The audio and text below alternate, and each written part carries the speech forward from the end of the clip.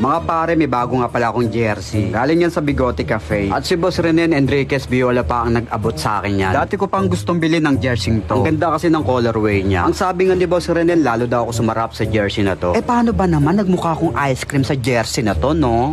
Mary! Kung ang ice cream natutunaw sa init ng araw, si Mama Runyo naman natutunaw kapag nasusulyapan ng hot na borta. Charot! Pagkatapos mga bes, nakakita nga rin ako rito ng isang ice cream. Yun nga lang, dirty ice cream siya. Paano yung lalaki mukhang nahulog na sa putikan? Merit! Kung ang ice cream ay sinusubo, ako naman mahilig sumubo. Charot! Maganda talaga quality nito. Pagkatapos naka-ear sleeves pa. Kaya ramdam na ramdam mo talaga ang pagkapit ng sleeves sa braso mo. Kaya naman talagang gustong gusto ko to. Paano ba naman? Dahil sa pa-aero sleeves nila, dito ko lang din nararamdaman na may kumakapit din pala sa bading. Merit! Pagkatapos mga bes, bago ako nagmamasikip dyan, pinahirapan muna ako ng jersey na to bago masuot. Paano ba naman? Mas masikip pa kesa sa akin itong jersey na to. Paano 2XS yung inabot? Napasipsip pa nga ako ng kape dyan mga bes. Paano alam ko mapapalaban ako sa kasikipan nitong jersey na to, no?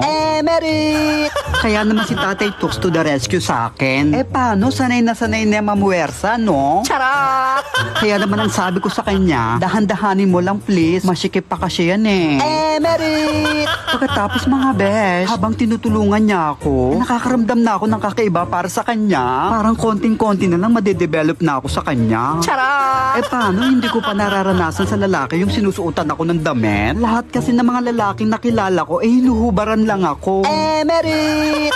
Habang tinitignan ko nga yung mukha niya mga bes, parang palaban. Yung tipong kakasa sa 150. Paano mukhang gipit din, no? Charot! Kaya ang sabi ko sa kanya, kapag ako naging jowa mo, araw-araw may 3 kilong bigas ka sa akin.